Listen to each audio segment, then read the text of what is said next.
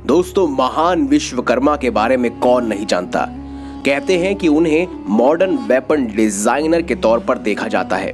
वो देवताओं और असुरों के वेपन डिजाइनर थे, यानी कि अस्त्र शस्त्र के निर्माण करता। उन्होंने बहुत सारे महल भवन भी बनाए। साथ ही साथ उन्होंने बहुत सारी ऐसी चीजें बनाई जिन्हें आज के युग में एक तरह से अगर कहा जाए तो सबसे पहले इंजीनियर के तौर पे विश्वकर्मा को ही देखा जाता है।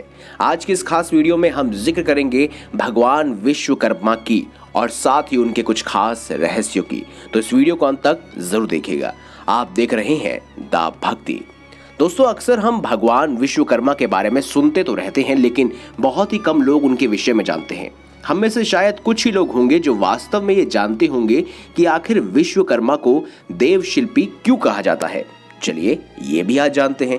दोस्तों, स्कंद पुराण के अंतर्गत विश्वकर्मा भगवान का परिचय बृहस्पति भागिनी भवना ब्रह्मवादिनी, यानी कि विश्वकर्मा एक तरह के वेपन डिजाइनर थे। इस श्लोक का अर्थ ये है कि महर्षि अंगिरा के ज्येष्ठ पुत्र बृहस्पति की बहन भुवना ब्रह्म विद्या की जानकार थी। उनका विवाह 8वें वसु महर्षि प्रभास के साथ संपन्न हुआ था और विश्वकर्मा इन दोनों के ही संतान थे। कहीं कहीं भगवान विश्वकर्मा को ब्रह्मा जी का पुत्र भी कहा गया है, जिन्हें देवताओं के शिल्पी के रूप में जाना जाता है। इसके अलावा विश्वकर्मा भगवान को सभी शिल्पकारों और रचनाकारों का भी इष्ट देव माना जाता है। दोस्तों, विश्वकर्मा भगवान को ब्रह्मांड का रचयिता भी माना जाता है। ऋग्वेद के अंतर्गत इन्हें सर्वश्रेष्ठ सत्य के तौर पर भी उल्लेखित किया गया है। दोस्तों, भगवान विश्वकर्मा के किन किन स्थानों में उन्होंने कौन कौन से निर्माण किए, ये भी अब जानते हैं। वाल्मीकि रामायण के अनुसार रावण की सोने की खूबसूरत लंका का निर्माण स्वयं भगवान विश्वकर्मा ने किया था। वहीं पौराणिक दस्तावेजों के अनुसार माल्यवान, माली, सुमाली नामक 3 राक्षस भगवान विश्वकर्मा के पास गए और उन्होंने अपने लिए एक भव्य महल और राज्य का निर्माण करवाने के लिए कहा।